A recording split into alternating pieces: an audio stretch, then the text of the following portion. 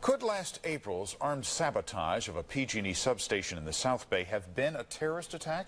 It happened at the so-called Metcalf substation in South San Jose. Phone lines cut. Then the building itself shot up by gunfire. ABC 7 News reporter Vic Lee is live in Mountain View tonight. Vic, a government energy official believes that this was more than vandalism, right?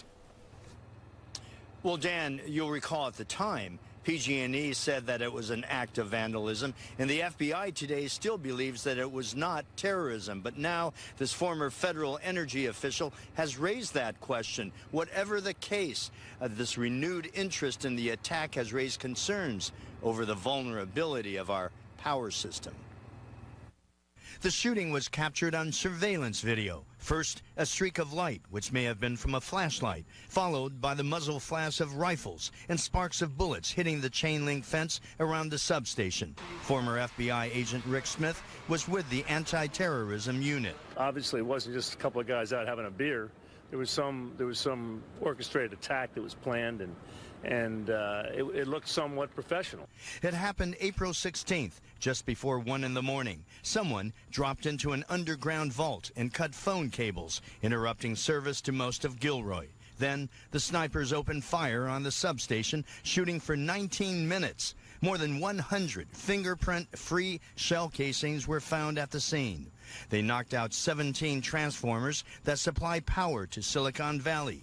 When police arrived, they were gone. It took PG&E almost a month to bring the substation back to full operation. John Wellinghoff was chair of the Federal Energy Regulatory Commission when it happened. He tells the Wall Street Journal the attack was the most significant incident of domestic terrorism involving the grid that has ever occurred in the U.S. But no one claimed responsibility for the sabotage, something that a terrorist would most likely do.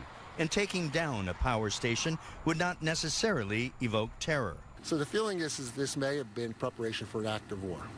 Rich Lorden is with the Electric Power Research Institute. He says the execution of the attack is unprecedented. They knew what to cut in communication systems. They know where to cut it.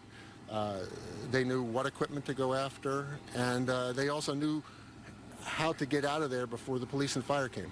PG&E declined to respond to Wellinghoff's comments, saying the incident was still under investigation. Vic Lee, ABC 7 News.